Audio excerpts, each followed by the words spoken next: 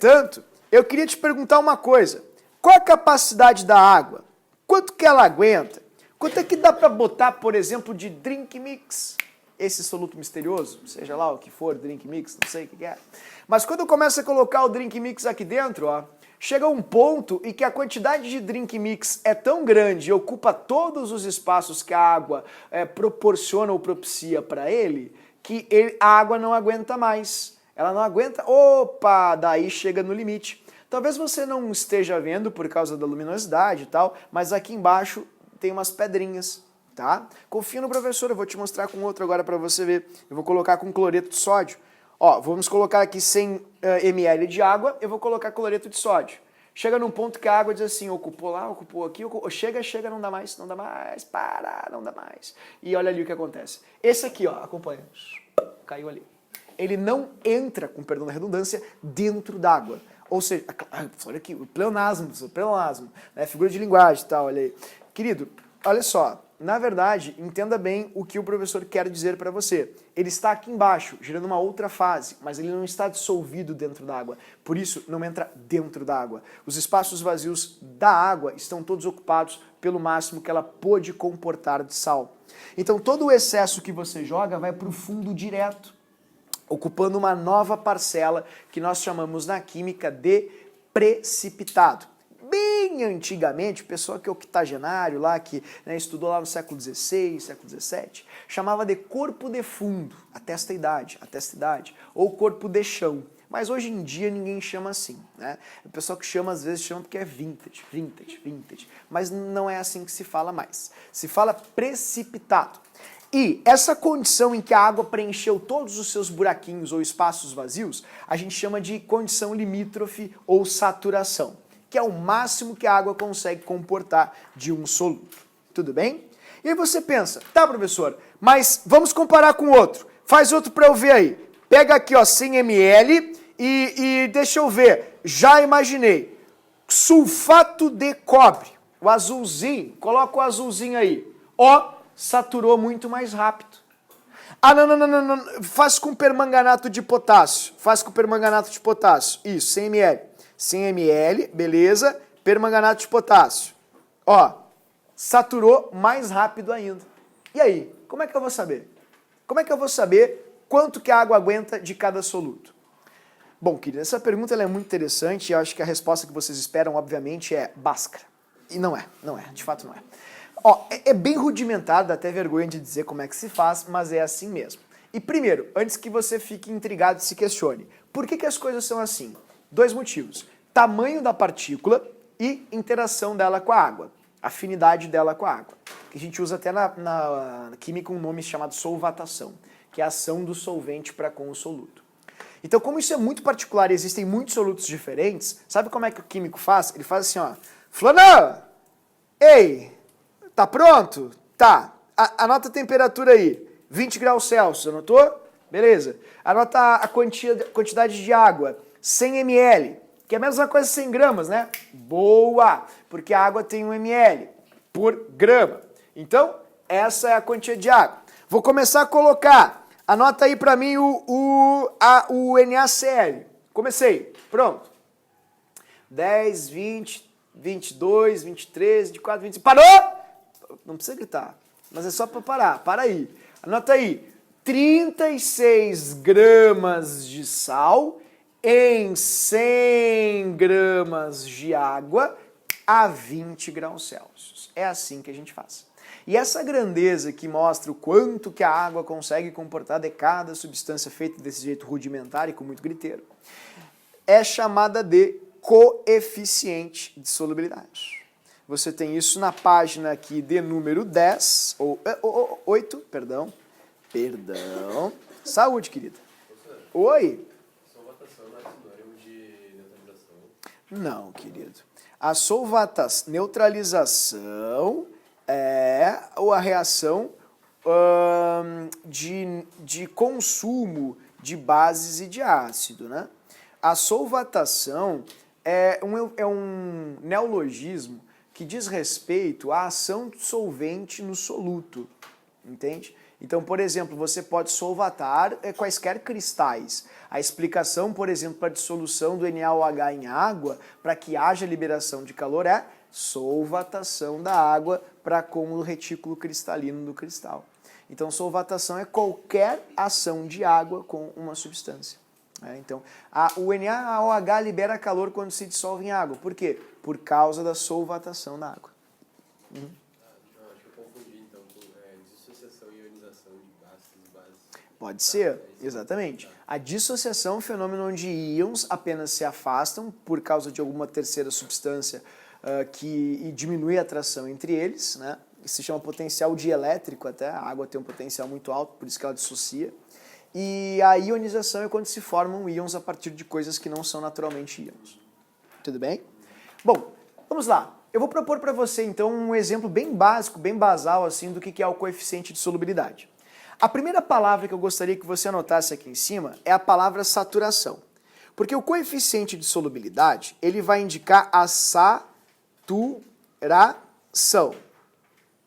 Ok? Assim, saturação do soluto na água, numa quantidade de água e com uma certa temperatura. Isso sempre tem que ser indicado para você.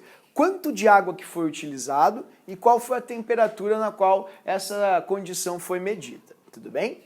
E repito, queridos, saturação é a condição limítrofe. É o limite que a água suporta deste soluto. Como ele é medido?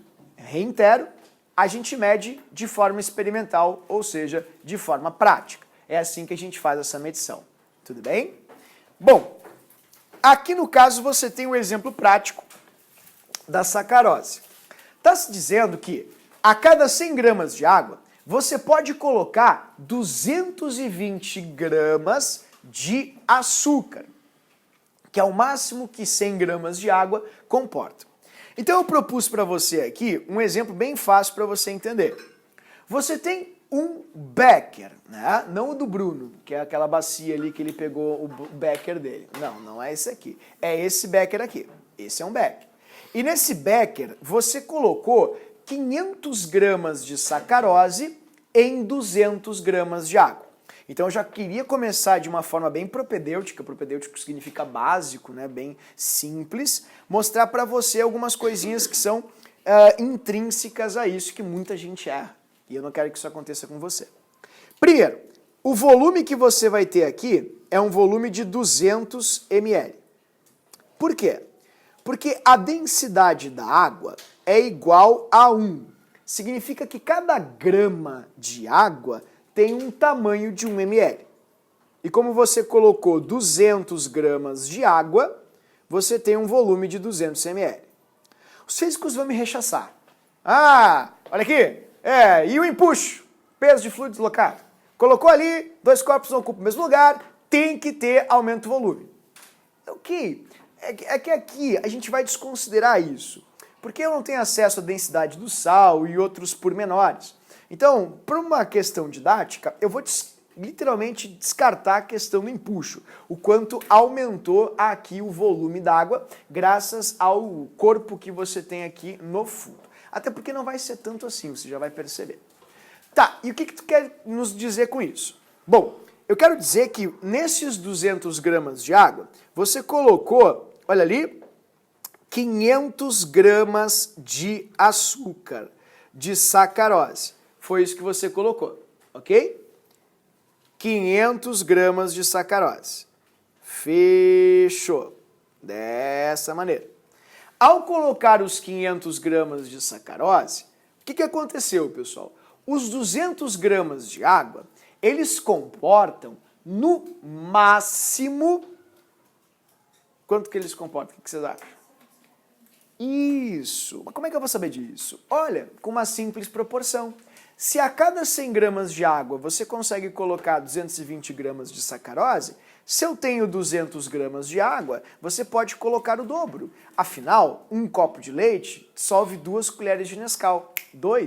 4 colheres de Nescau. Então, quanto mais solvente você tiver, mais espaço tem para o soluto ocupar, e isso é proporcional, graças a Deus. Então, se eu colocar os 500 gramas aqui dentro, 440 vão direto para dentro d'água. Vão se dissipar, vão se fragmentar, vão se pulverizar. Usemos o verbo mais propício para isso. Vão se dispersar. E o restante, ou seja, a diferença, vai ficar direto aqui embaixo. Vai direto para o fundo, como você viu no simulador há pouco. E essa diferença é de 60 gramas.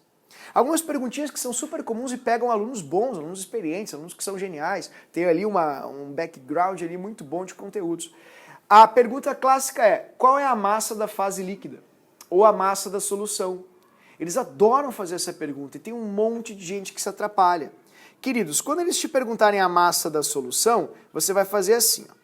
440 gramas, que é a massa do açúcar soluto, mais os 200 gramas da água, que é o nosso solvente, gerarão 640 gramas, sabe de quê? Solução.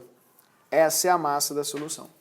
Ué, mas e os 60 gramas ali embaixo? Eles não estão dentro d'água, né? Perdão a redundância. Eles estão precipitados, estão fora, numa parte de fundo. Óbvio, a massa total, desprezando Becker, vai ser de 500 mais 200, 700. Entretanto, destes 500 gramas que adentraram a água, 440 apenas ficam dentro da água, pulverizados, dispersados. O restante, não. Então, cuidem a dica sobre a massa da solução. Tudo bem? E, visto isso, podemos fazer uma continha com a máxima da química, a aproximação. Vamos para um exercício de aprendizagem para ver se isso fez sentido ou não. Qual será a quantidade de água necessária para saturar 65 gramas de sacarose a 20 graus Celsius aproximadamente? Ok? Tá, como assim? Tu foi destacar o que era mais importante, destacou a pergunta toda? É verdade, tem razão, o professor é bem mangolão, tá? Ó, qual será a quantidade de água, essa é a pergunta, necessária para saturar 65 gramas de sacarose a 20? A primeira coisa que você precisa perceber é que usaremos a referência dada acima, pois aqui você tem a sacarose a 20 e cabe em 100 gramas de água isto. Portanto, Essa questão da temperatura sempre vão dar, né? Exatamente. O professor está fazendo um suspense, depois vai fazer uma pergunta estratégica. Ah, mas e a temperatura? Mas é isso aí, muito bem, parabéns. Ó, quando a gente tem, então, um coeficiente de solubilidade, você sempre vai ter uma referência. Ele vai te dizer que 100 gramas de água serão necessários para você dissolver 220 gramas de açúcar, de sacarose. Ok? Dessa maneira. Por tal motivo, se você tem 65 gramas de açúcar, ou seja, de sacarose,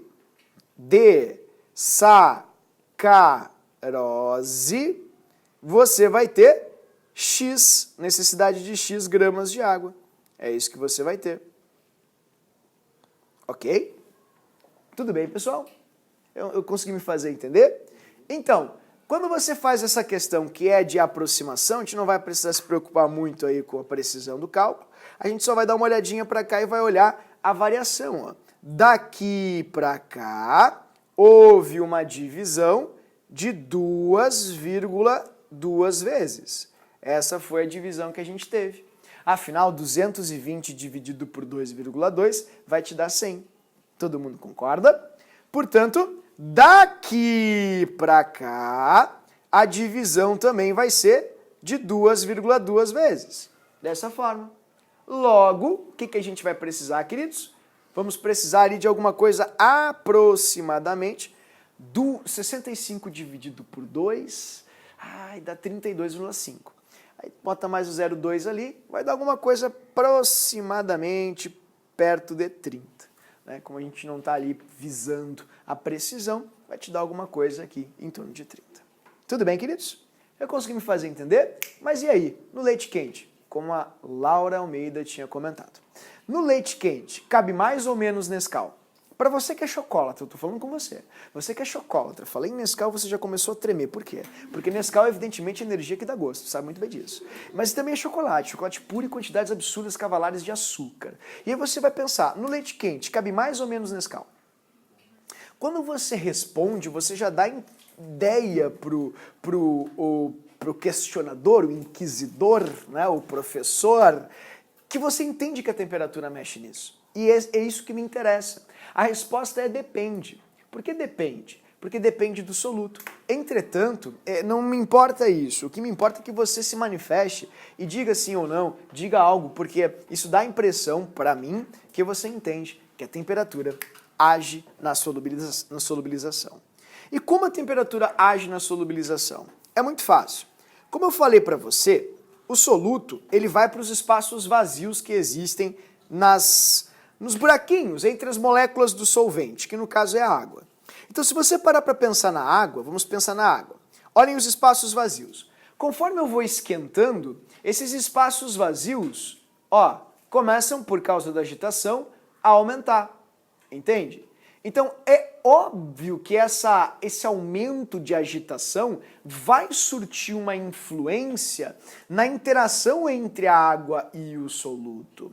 Alguns se beneficiam disso para ocuparem mais espaços vazios que a água deixa, e outros, infelizmente, não. Existem alguns solutos que se dissolvem mais na água quando a água está gelada. A gente vai estudar isso direitinho mais à frente em termoquímica, numa parte chamada de entalpia de dissolução, ou calor de dissolução. Independentemente disso, do calor aumentar ou diminuir a solubilidade, o intuito agora é entender que a energia influi no grau de solubilidade ou coeficiente de solubilidade. E que para você fazer isso tem que ser por vias práticas. Logo, você depende de informações sobre essa prática. E, portanto, queridos, os químicos não vão te dar assim, a 21 a quantidade é essa, a 22 Celsius a quantidade é esta, a 23 Celsius a quantidade é essa. Não, os químicos vão fazer o quê? Vão pegar estes pontos extrapolados num gráfico e vão traçar ali o espectro que esses pontos deixam, gerando um desenho. E esse desenho a gente chama genericamente de curva de solubilidade. O nome é curva, mas não é um nome muito verossímil, porque vários e vários solutos geram gráficos que são retas, outros que parecem morrinhos, vai depender muito do que tu estás colocando na água. Entretanto, independentemente do soluto que você tenha, e do que você coloque, sempre ao ligar assim os pontos, ao traçar o espectro desses pontos, você vai conseguir a mesma coisa. Uma linha que divide o gráfico em 3 grandes pontos. Tudo bem? Eu vou começar aqui, o professor não é disléxico, né? O professor colocou o A no meio ali, o C no começo, B na ponta. Jesus, que horror. Mas é porque tem um intuito pedagógico. A gente vai começar com o ponto A. E nesse ponto A, vou precisar que você pegue sua caneta estabilo e você escreva assim: saturada.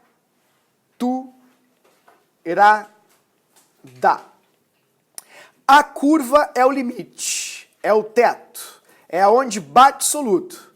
Saturada. Limite. Tá vendo? Desse jeito. A leitura que você deve fazer desse ponto, da curva em particular, é essa aqui, querido. Esse ponto vai indicar para você, numa certa temperatura, como eu estou fazendo aqui, tá vendo? Aí você faz assim como eu estou fazendo. Qual vai ser a quantidade de soluto que você vai ter? Então vamos inventar valores. Por exemplo, vamos supor que isso aqui seja ou esteja acontecendo a 20 Celsius.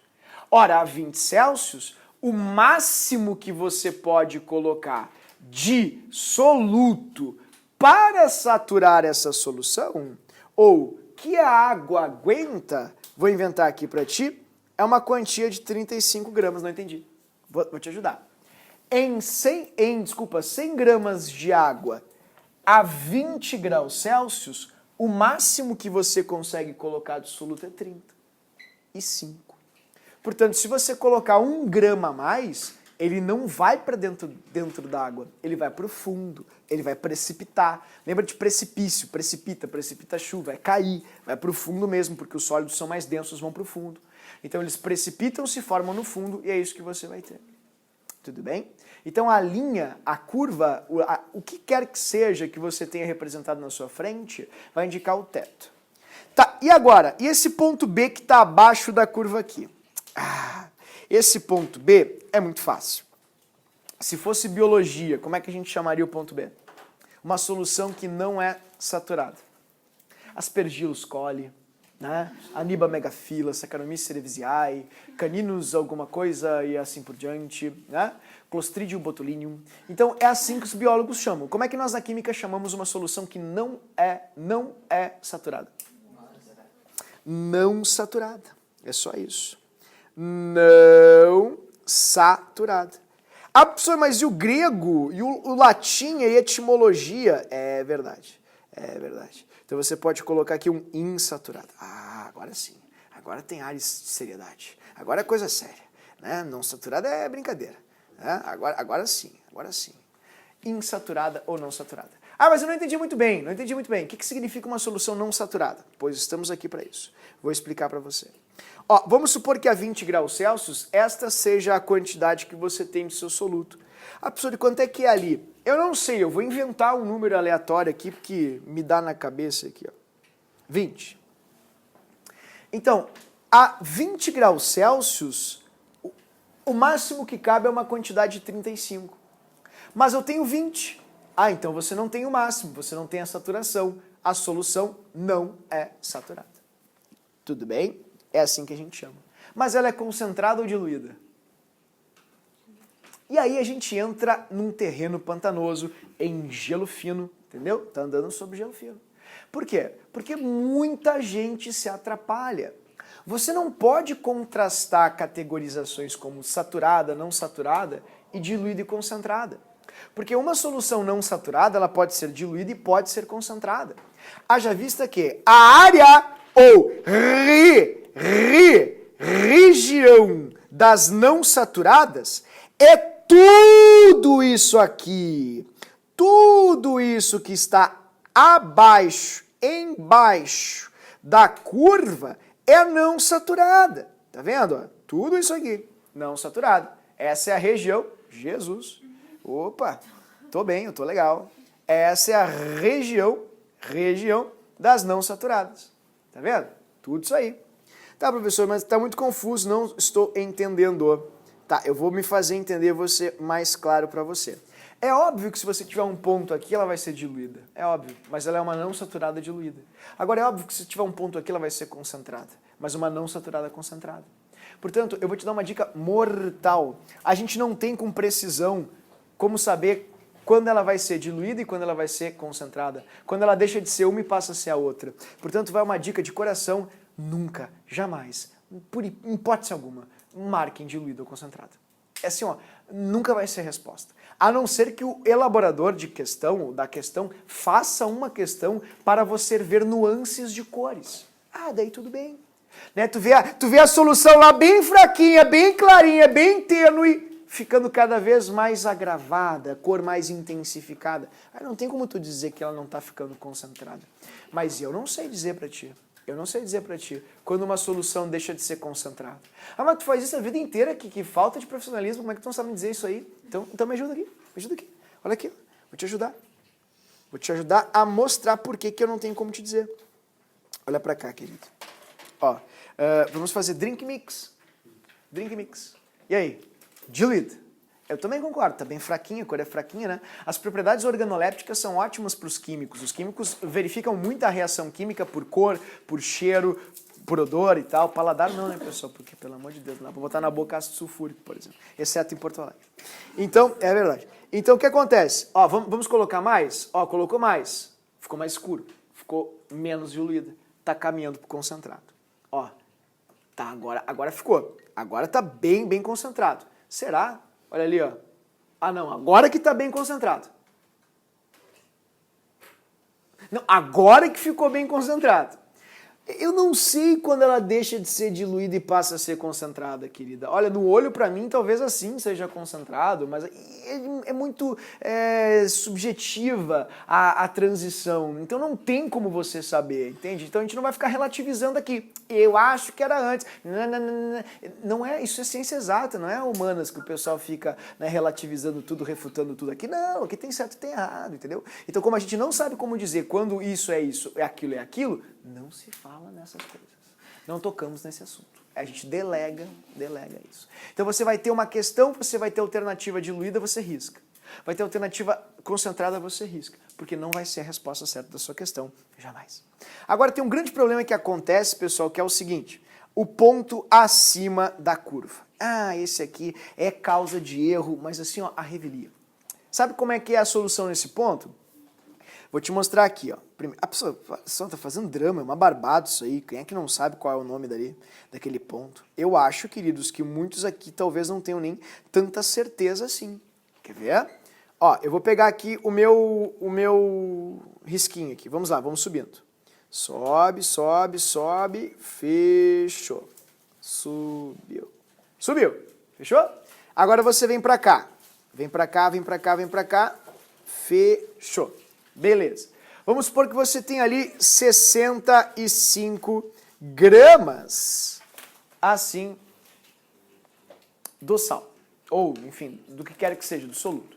Se você tiver 65 gramas do soluto, pessoal, você tem mais do que pode, mais do que dá, mais do que a água é capaz. Então, toda essa quantidade que você tem aqui embaixo, ó, tudo isso aqui, ó, tá vendo? Quanto, professor? Ué, faço rápido para ti a conta. 25 com 35, 30. Estes 30 gramas que você tem aqui, eles vão precipitar.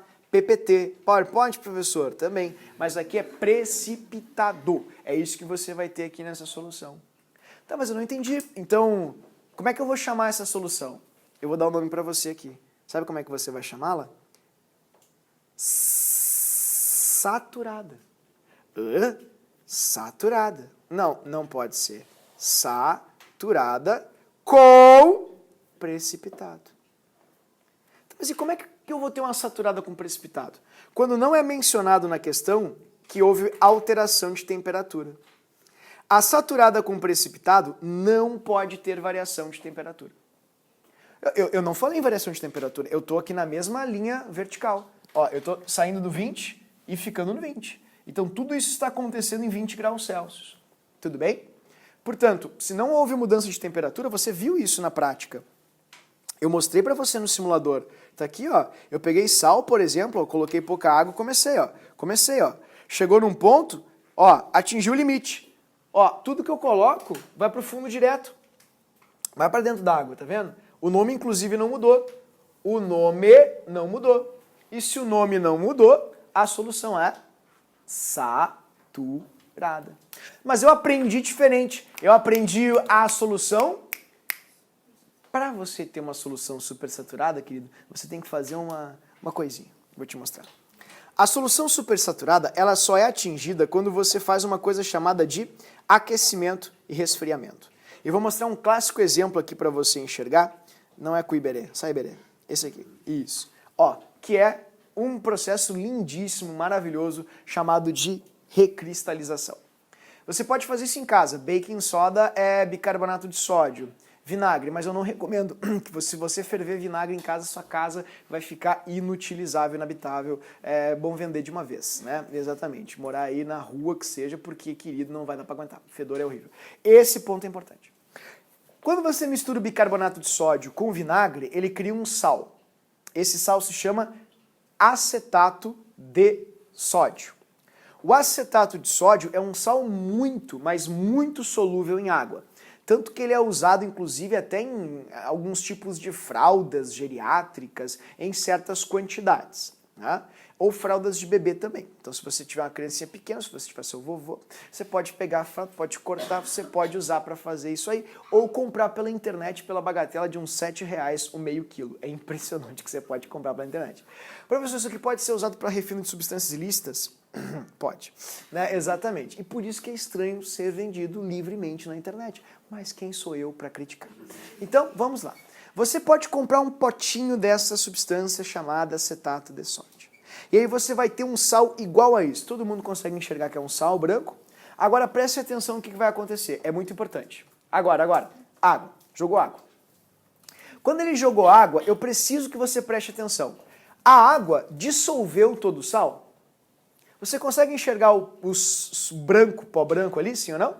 Se a água não dissolveu todo o sal, ela não dissolveu todo o sal, mas tem água aqui. Sabe como é que essa solução é? Saturada com precipitado. Porque se ela fosse não saturada, ela dissolveria o quê? Todo o sal. Se ela fosse saturada, eu não enxergaria nada de sal, porque eu teria exatamente a quantidade de sal que cabe nela. Só que quando eu vejo a água e ainda vejo o sal, é porque essa solução está saturada, ou seja, dentro da água já tem o máximo que cabe desse sal, e todo o excesso, o excedente, está aqui embaixo, com precipitado. Então eu preciso que você olhe com muita atenção para essa imagem agora no quadro. E veja que ela está saturada com o quê? Precipitado. Eu vou te pedir um grande favor agora. Coloque o seu dedinho de preferência, isso, em cima do ponto C. Pode ser? Coloque o teu dedinho em cima do ponto C. Olha o que vai acontecer agora. Ó, vai ser colocado aonde? Fogo. Se colocou no fogo, vai aquecer. Então você está andando para cá. Não. Para aí. Não. Para aí. Desculpa. Ó, tá aquecendo. Tá bom? Eu não posso mostrar aquela parte ainda, você vai entender. Ó, botou no fogo. Fogo. Isso, muito bem. Botou no fogo. Pronto. Quando você botou no fogo, andou para cá. Você está aqui. Você cruzou a fronteira, você cruzou a linha, você está nessa região, a linha está aqui, a linha está aqui, você está aqui. Qual é a solução que você vai ter? Você seguiu com o seu dedo, você pintou um quadro antes. Você sabe qual é a região da qual estamos falando aqui. A solução estará o quê? Não saturada ou insaturada. Porque ela cruzou a linha, e a linha é o limite. Sempre que tu cruza a linha, ela fica não saturada. Então chegou num ponto, graças à temperatura, em que aquela quantia de água, mísera quantia de água, pode dissolver até mais sal do que tinha antes. Mas como isso é possível? Temperatura. Como isso é possível? A agitação das partículas. Por isso, mostrei para você antes. Agora, olha como é que a solução vai ficar. Ó, tá vendo? Não saturada, homogênea. Agora que a magia começa a acontecer. Ela tá ali, ela vai descansar. Ela tá aqui. Quando você bota ela em temperatura ambiente, assim, de resguardo, você resguarda a solução, ela começa a esfriar aos pouquinhos, vai perdendo calor para o meio, E aí o que acontece? Quando a temperatura cai, sabe para onde é que ela volta? Volta com o seu dedinho. Para onde é que você voltou? Você voltou para o ponto C. Só que eu vou te perguntar uma coisa. Você estava no ponto C antes? Não tinha essa aparência, né? Quando você estava antes, tinha um pouco de líquido, água saturada e um monte de precipitado. Que dele o precipitado branco? Que dele? Não tem? Tá, mas então, é a mesma coisa? Eu estou na mesma temperatura, estou no mesmo ponto? Tá. Mas sabe qual é a diferença? Isso aqui é homo ou hétero? Homo. Essa é a diferença. Isso é uma solução super o quê? Saturada. Ela é homogênea. Aqui dentro d'água tem muito mais sal do que a água pode comportar naquela temperatura. Tá, mas e como isso é possível? Querido, porque o aquecimento e o resfriamento não é um processo homogêneo. Quando você fornece energia para a água, algumas moléculas se agitam muito mais e outras muito menos.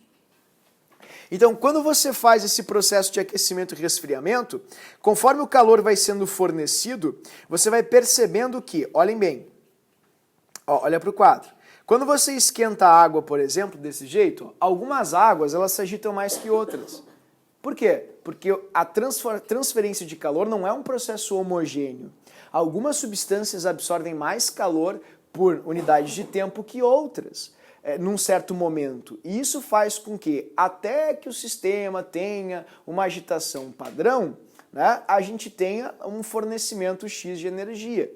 Então, quando você vai fornecendo energia, para ser mais expressivo, deixa eu colocar aqui para ti, ó, essa molécula fica mais agitada primeiro, daí ela vai embora. Aí a outra fica mais agitada, e aí ela vai embora. E aí a outra vai ficando mais agitada e vai embora. Elas não aumentam com a mesma intensidade, do mesmo jeito, seu grau de agitação. E a mesma coisa acontece quando você resfria, ó. Então, quando você resfria, algumas moléculas de água, elas param muito antes das outras, tá vendo? Ó, olha essa aqui que está agitada. Essa aqui ajuda a dissolver ainda aquela quantidade de soluto que não pode. Tá, professor, mas com o tempo vai haver um equilíbrio térmico, não vai? Exato. Então, quando houver esse equilíbrio térmico e as moléculas todas entrarem no mesmo grau de agitação, a solução vai voltar a ficar como estava antes. E isso pode ser acelerado por vários e vários fatores. Um deles é esse aqui que você vai ver agora, presta bem atenção. Ó, isso aqui está instável, não pode estar assim. Tem muito mais sal do que a água consegue dissolver naquela temperatura. Então, se você colocar um palitinho com um pouco do sal ainda, que a gente chama de germe de cristalização, ele já provoca a recristalização. Olha que lindo. Ó, tudo isso aqui estava dentro d'água e não podia estar, tá em excesso, tá vendo?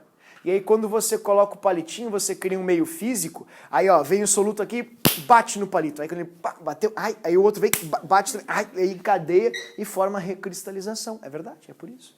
Isso se chama de germe de cristalização. Ok? Olha que coisa linda. O germezinho de cristalização. E é legal que quando ele recristaliza, ele forma estruturas cristalinas diferentes, né? Porque é a natureza agindo, é a entropia agindo. Ó, ele tá vendo aqui, ó, colocou no chão, com a queda, a própria agitação da queda já é suficiente para precipitar o excesso de sal que tem, olha que lindo. Quando sai do teto, a gente chama de estalactite, tite de teto, teto de tite, estalactite. Quando sai do chão, assim, a gente chama de quê? Estalagmite. Isso é uma estalagmite que você está fazendo. E olha, isso aqui é uma supersaturada. Isso é uma saturada com precipitado. Ela é super quando ela é homogênea. E você só faz super quando tem variação de temperatura. Porque ela é um efeito efêmero e temporário causado pela acomodação das moléculas, gerada quando você simplesmente aumenta e diminui a temperatura. Se você botar a mão, também a partícula bate na sua mão, a outra bate atrás e gera cristalização. Tudo bem? Tranquilo aqui, queridos? Oi. Antes do equilíbrio térmico acontecer, que ela vai ser supersaturada. Ela sempre é supersaturada, as supersaturadas são sempre homogêneas e sempre são obtidas por causa da acomodação das partículas no processo de atingimento do equilíbrio térmico. Então, quando tu tem um resfriamento, por exemplo, até uma temperatura, quando o termômetro marca, sei lá, 20 graus Celsius, como a gente está vendo ali, não são todas as moléculas que têm a agitação de 20 graus Celsius. Demora até que todas fiquem com a agitação de 20. O que o termômetro marca é uma média das agitações. Entende? Então, essas moléculas que ficam mais agitadas é que permitem essa solubilização excedente, que é uma coisa que não pode, é uma coisa anormal, metaestável, ou seja, instável. Ok? Então, queridos, eu trouxe para vocês alguns desenhos para vocês enxergarem isso com facilidade no próprio livro. E queria escrever aqui com vocês que no ponto C, a solução pode ser super saturada, supersaturada, se houver variação de temperatura. Se houver aquecimento e resfriamento. Aquecimento e resfriamento. Desse jeito. Certo? Só assim para conseguir uma solução supersaturada. Senão você não consegue. Se só botar sal na água, a água vai atingir o limite, vai saturar, todo o excesso vai para o fundo. E era isso. Se você quer super, tem que esquentar e depois resfriar. Que é por causa da acomodação das partículas que esse fenômeno ocorre. A super vai precipitar sempre em saturada com precipitado. Ela vai acontecer isso por tempo ou por alguma ação externa que você provoque, como você viu ali. Tudo bem? Eu consegui me fazer entender, queridos? Vocês entenderam? Então tá, eu trouxe aqui para você um desenho, né, para você enxergar o que acontece. Você coloca aqui primeiro o sal numa solução não saturada, como você pode ver. Ela começa não saturada, daí o sal vai passando para a solução, como você está vendo no desenho, até que ele passa ao máximo, que a gente chama de saturação. Quando ele ficou assim, você tem uma saturada com precipitado. Se você esquentá-la e depois resfriá-la, você faz uma solução supersaturada. Desse jeito. Observem a diferença entre as duas. Ó. A super é homogênea. A saturada com precipitado é heterogênea. Essa é a grande diferença. Ambas estão no mesmo ponto do gráfico, isso é interessante. A diferença é que essa aqui sofreu variação de temperatura, esquentou e resfriou, e essa aqui não. Essa foi feita só com a simples adição. Então, como é que eu faço para precipitar esse monte de soluto que tem aqui? Você pode bater, você pode jogar um cristal, que é o germe de cristalização, você pode enfiar a sua mão, você pode fazer o que você quiser. Ela vai espontaneamente, ou não fazer nada, espontaneamente ela vai se transformar numa saturada com precipitado de novo. Tudo bem, queridos? Eu consegui me fazer entender? Tranquilos? Então, oi? A saturada é homogênea. A saturada sem o precipitado, querida, é homo. Agora, se ela tiver precipitado, vai ser hétero. Muito bem. Tudo bem, pessoal? Ficou claro isso?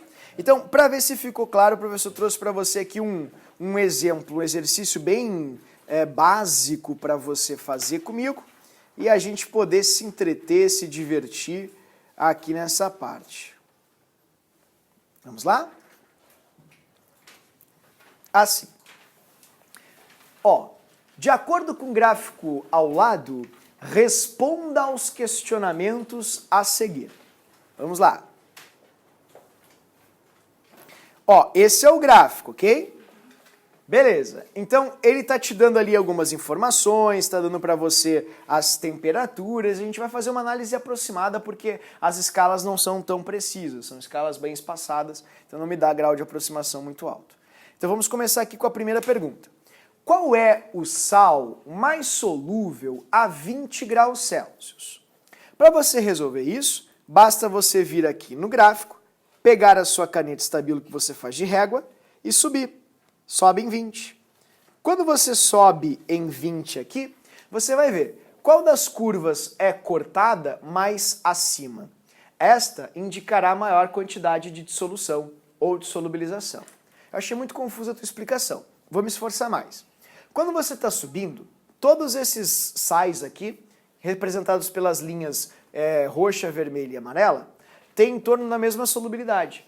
Ou seja, a 20 Celsius, em 100 gramas de água, cabe em torno de 40 gramas destes sais. Agora, observe esse sal aqui em cima azulzinho, que é o clorato de sódio. Todo mundo tá vendo? Ó, 20 Celsius, 100 gramas de água, olha quanto cabe de clorato de sódio. Quase 100 gramas ou 110 gramas, não consigo precisar aqui. Cabe bem mais que os outros, você concorda comigo? Então, em suma, quanto mais acima a curva estiver, mais solúvel este sal vai ser. Logo, qual é o sal mais solúvel? Vai ser o NaClO3. Queridos, eu consegui ser claro? Me fiz entender? Qualquer dúvida, por favor, fiquem bem à vontade, podem perguntar. Após isso, vamos para a próxima. A 40 Celsius, quantos gramas de água serão necessários para saturar 30 gramas de clorato de sódio? Bom, para fazer isso, você vai pegar aqui o seu gráfico e vai traçar uma linha reta, ali em 40. Aqui, assim. Feito isso, você vai vir até aqui o outro eixo e vai traçar a linha. E vai ver onde esse ponto dá aproximadamente. Então, em 40 graus Celsius, ó, dá aqui em torno de uns 120 gramas, mais ou menos. Deixa eu colocar um pouquinho mais para cima até para... Acho que aqui ficou meio ruim. Ó, vai dar em torno de uns 120 gramas, mais ou menos, aqui no seu gráfico. É isso que você vai ter. Mas 120 gramas em quê? Ora, em 100 gramas de água. Portanto, a gente pode escrever assim. Em 100 gramas de água, 100 gramas de água, vou aumentar aqui para você, de H2O, você consegue colocar 120 gramas de clorato de sódio. Portanto, se eu tenho 30 gramas de clorato de sódio, eu conseguirei colocar ou dissolver em uma quantia de X gramas de água. Como, querido, daqui para cá você teve uma divisão de 4 vezes, daqui para cá você dividirá por 4 também. Logo, seu X vai ser igual a 25 gramas de água. Tudo bem? Fez sentido isso? Ok, tranquilos. Bem bobinha, bem fácil, simples a questão.